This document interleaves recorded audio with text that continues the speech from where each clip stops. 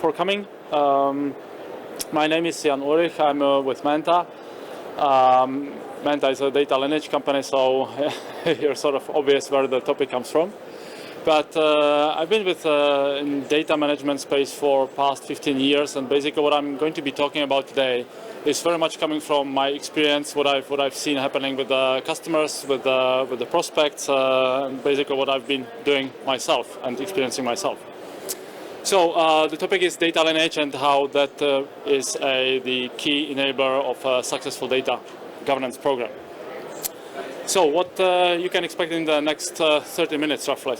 First of all, just a quick overview of the governance and how I see it, just to set the sort of frame the discussion about what I'm going to be talking about. Then what the data lineage is, just a quick refresher and why I believe that it's important. And finally, and most of the time should be really spent on the key enabler part. So quite recently, one of our engineers actually sent this to an internal Slack channel, and it's about the code, source code, and coding. But I actually realized that it's a great summary of the current status of our data, of our data environments in our organizations. So the first picture in the top left corner actually shows, the struggle that we have, right? This is how many in our organizations see the data environment. We don't really understand where the data is coming from, where it is going to, what's happening there, or where to even start. We just, pull something here and there and, hope that it's the right thing.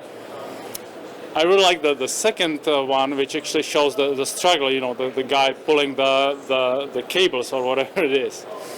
But so, overall governance or data governance, in past 5 years roughly, we've seen many angles to the data governance. Different vendors, different speakers are taking different angles on what the governance is, how to approach it, and so on and so on. For me, governance or the outcomes of the data governance programs should be these 5. Basically increasing the transparency of our data environment, helping with the compliance and risk management programs, increasing the accountability, which is super important, especially with the data mesh concepts and these new data fabric and data mesh concepts. But also increasing the efficiency, right? What we see on that picture is definitely not efficient. And overall, basically improving the ability to share and reuse data and data products, right? So that's where I would like to target today's talk. And what I would also like to say to the last picture there is basically every journey starts with the first step, right? And that's exactly what it shows. It's a progress. Is it ideal? No. Is it done? Way no. But it's a progress. So, the way I'm thinking about the governance and data lineage is, let's start with the first step, let's make it successful, and let's grow from there. So, why am I talking about the data lineage? So let me take one step back. Data governance, the name says data, but realistically, it's not just about data. It's about data, it's about people, it's about processes, and more importantly, it's about how they tie together, right? How they relate together. And that's really where the complexity comes from. And so with the data lineage is actually showing you where the data in your environment is coming from, how is it moving along, and where it's going to, and what happens to it along the way. And data lineage is actually one of those key dependencies that you have to deal with in the data governance program, right? It's data, people, processes. So in other words, you basically cannot build a successful data governance program without understanding the data and how it moves along. And the moving part is the tricky one, because the dependencies are what makes the environment complicated and potentially fragile. If you change one small thing, you don't really know what effect it has downstream. Okay, so from now, why I'm talking about the data lineage in particular, and why I believe that it's the key enabler. So in the governance program, you have these many elements that you may need to manage: people, processes, data. A lot of those are hard to automate. With a lot of those, you need to do the manual investigation. You need to get information from your colleagues, from the stakeholders. You need to identify the stakeholders. The data lineage has two advantages. One is that it can be automated into a large degree. And in fact, it should be automated, because that way you're basically getting more time, more resources to focus on the other stuff that is much harder to automate, or that cannot be automated maybe. And the second one is that you can get an immediate value out of it as you start implementing. So you basically don't have to wait for it to be complete. But it's like if you're building roads, right? You build one road, you can start using it, and you can build the other roads after that, right? You don't have to wait for the whole network of the roads to be complete to start benefiting from it. So, different sort of look at the data governance program and building the data governance program is like this. If you think about what the end result is, what the desired outcomes are, there are actually many stakeholders that should benefit from it. Data governance is a company-wide initiative, and basically everyone should eventually benefit from it somehow. So this is just a very simplified illustration of the stakeholders or activities that are actually expected as the outcome. So you can see that it's actually a wide breadth of stakeholders. It's from risk and compliance, very business-oriented, through personal information data and protecting that, through the business initiatives and changes on the business side, to something very technical like IT and the data quality, the impact analysis, incident resolution, incident prevention, these kind of things. And if you think about the sheer breadth of all these things, you need to build something very universal to make it work and for it to be reusable across the organization. So where I come from is the data space, and I've been on both the vendor side as well as on the system integrator side and the customer side. And what was really interesting to see is how it works on the customer side. So what we were doing at one point was a migration of a CRM system, actually two CRM systems, modernize it into a brand new one and basically merge the two.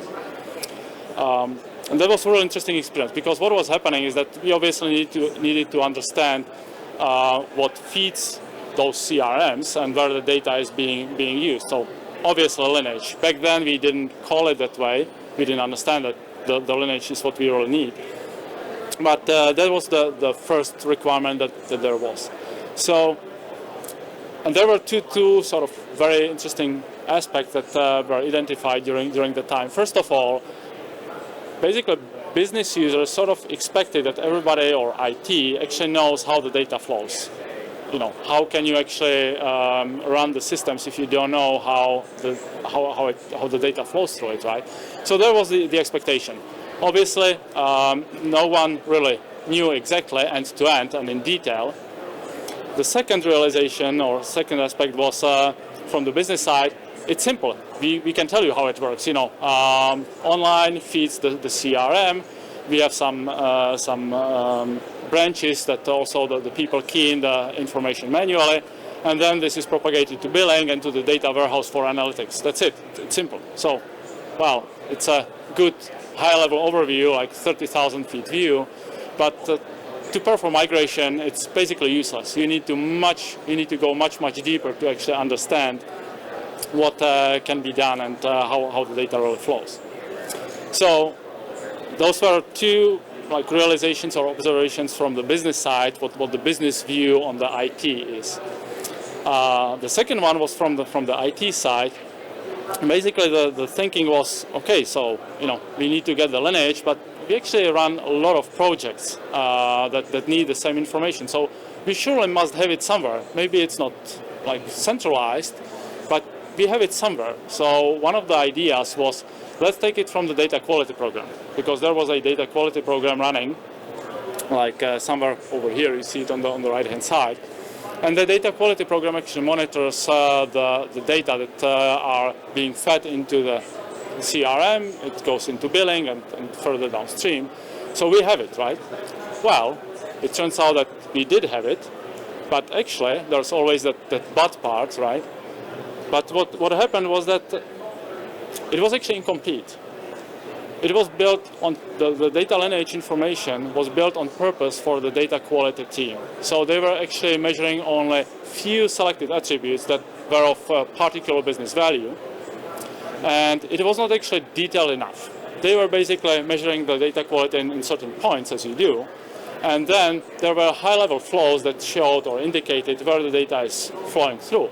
But it turned out to be incomplete. So again, for the migration project, it turned out that we can use that information as, say, an inspiration, how the data flows likely look. But in the end, we had to redo it completely in detail because it was simply not enough. And actually, moreover, it was outdated because obviously that information was quite old. So, and I've seen similar cases happening with in other areas, like in financial organizations, in banks. You often have to build the data lineage information for compliance with BCBS, with the financial regulations, right? Again, they are very good. They work for the purpose, but they are actually built for the purpose. So they are usually a bit high level. And they focus on those 50, 60, 150, whatever the current number of regulated attributes actually is. So again, incomplete. And so from the data governance perspective, what we see is that having the lineage built for purpose is okay, but it's basically something where you just spend the money and you benefit from it in that small area, but that's it. You usually cannot get much more out of it.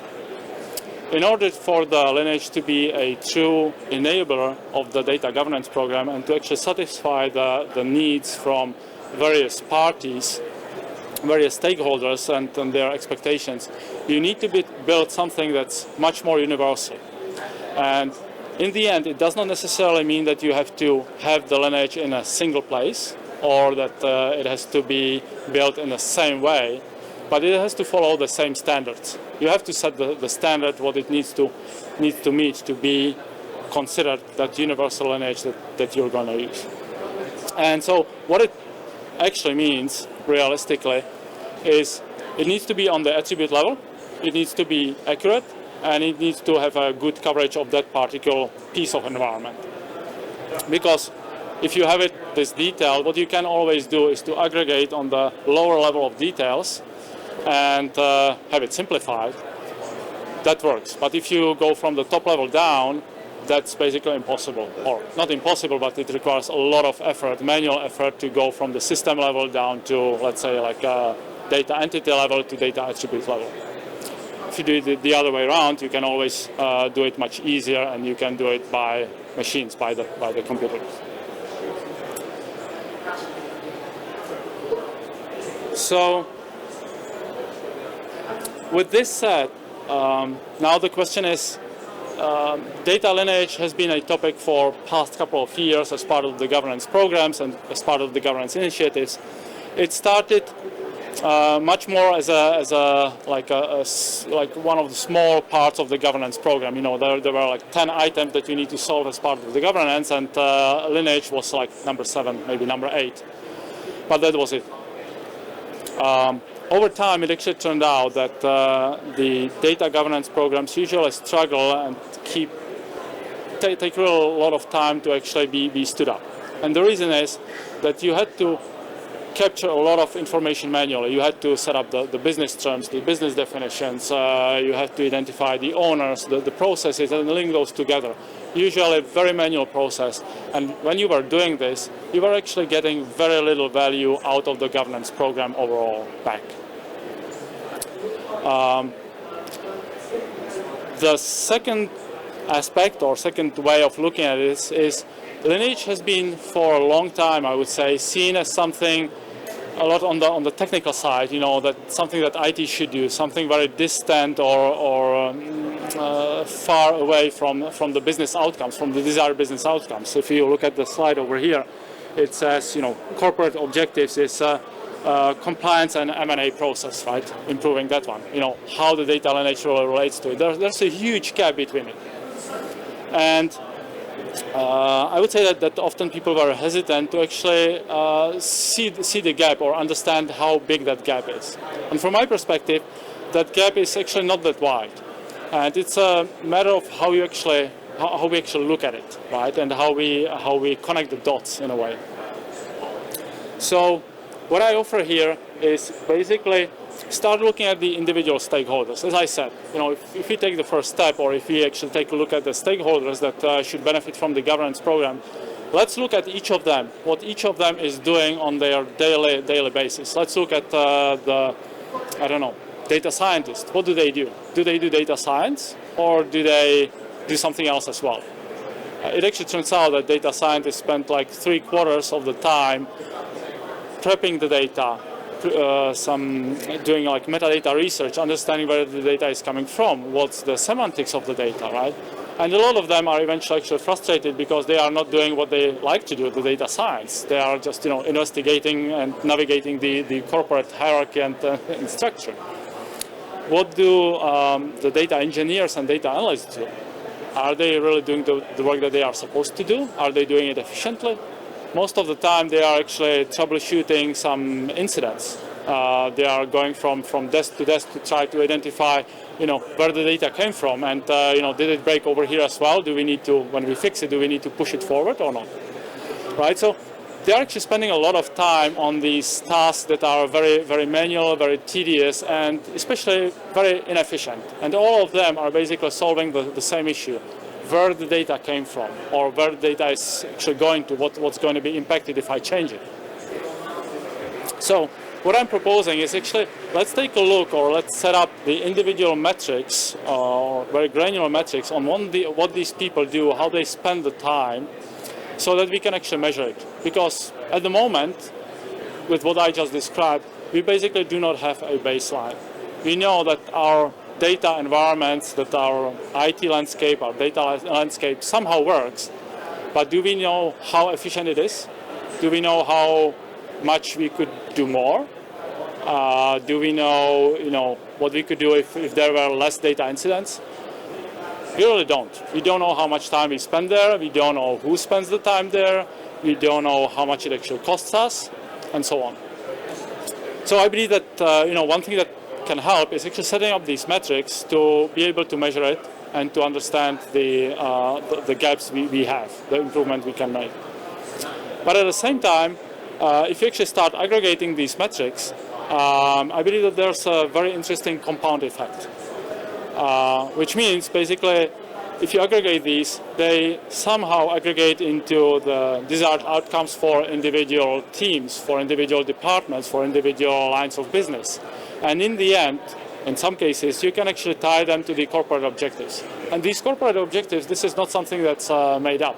This is something that you can find on the internet in like the annual reports of the organizations, what their objectives are. And these are taken from a specific organization. I don't know who it is, but this is something that you can find on the internet. So basically, very nicely, the data lineage and the effect of the value is actually tied to the corporate objectives on the C level that the people are really paid for.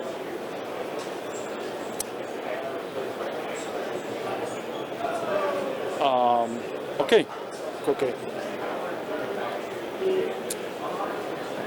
So, actually, one more note. And again, if you think about the governance, often people think about, we'll establish the program and we'll roll it out when we have it done for a particular line of business, when we have it done for a particular data entity, whatever it is. Which is fine, that makes sense. But if you do it step by step, and especially with data lineage as a starting point, what you can do is you can start early. You can start getting the value early, because these individual things that you see on the right-hand side, even if you cover a small area, your data engineer, your data scientist, your support engineer, they can start benefiting even from that small area. You don't have to wait to roll something big. but they can benefit from that small thing. And when you make it a win, when you make it a successful, you can actually grow. You can add one more system, two more systems to cover, and you grow the number of people that are using it and that are actually benefiting. So obviously, it's what I said. It all sounds great, but it's only talk, right? So how do we actually convert it into some numbers? So with those metrics, if you set them up and start actually discussing those, it doesn't even need to be too formal. What we do is we actually discuss with particular people in the organization, with particular teams, where they see the gaps, where they see the inefficiency.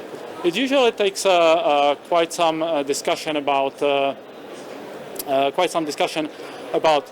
why, who, how, a lot of questions. But usually we actually are able to identify some pain points. And what you see over here is the aggregation of these pain points.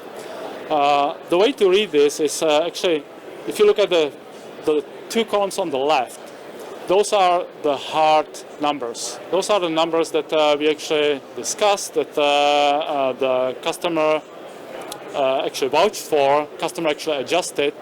How much you can actually save, how much you can count in as a return on investment. The two columns on the right, those also have some dollar value attributed to it, but in the end those are more soft numbers. So we do not count them against the ROI type of thing.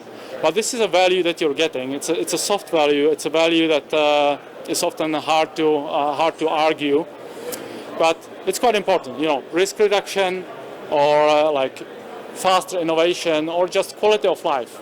Quality of life of your developers, of your data engineers, data scientists. How many of them actually hate what they are doing because they are not doing what they are supposed to do. So just improving the quality of life is actually some metric that in the end attributes to some dollar value if you actually understand the onboarding cost, the lost knowledge, the cost of getting new people, hiring, and so on. So it attributes to some number. It's like a long tail. It's hard to argue, but in the end, it's a value. So this is something that you eventually can come up with on the ROI side, and it does not have to be a company-wide. It can be a team, like a localized, limited team. So. To finish on more practical side, so these were all more like thoughts on how to approach it, what should be the end result, and like a bigger picture. But to end on more practical side, how to start with it. So this is not very innovative. You've seen it probably somewhere else. 3 steps. That's always quite appealing, especially if they are 1 or 2 words. So. The first one that I would highlight is with Data Lineage specifically, focus on automation and on the universality of the lineage. If you build it in a universal way so that it's reusable, it becomes an investment. It may cost a little bit more at the beginning, but you can benefit from it long term. If you build it on purpose or manually, it's basically a cost to you. You cannot really grow it efficiently. So that's one thing. And the next 2 points are related. As I said at the beginning, each journey starts with the first step. So let's start small. Let's find a quick win. Let's make it a success. And over time, let's adopt and expand. What we've seen with our customers is that when we start small, we make it successful. They usually show it to other people, other teams, and these teams actually ask for more. They say, okay, this is good, we see this part, but we also need to see something extra. And from my perspective, the best thing that may happen is what happened with one of our customers. We were talking to, it was just a POC actually, and we were talking to them how it goes, and if the results are as expected, and they were saying, well, just yesterday, it's funny that you asked, just yesterday I found out that one of my colleagues found out about this tool. I have no idea how, maybe we just talked on in the kitchen or something, and he already started using it for his project. So this is the best thing that can happen to you, if they find by sort of mistake, accidentally, and they find it useful. So that's it from me. We have about 5 minutes left, which is not a bad time for some questions, if you have any. And before you start asking, there's a mic coming. Put these on. So, any questions?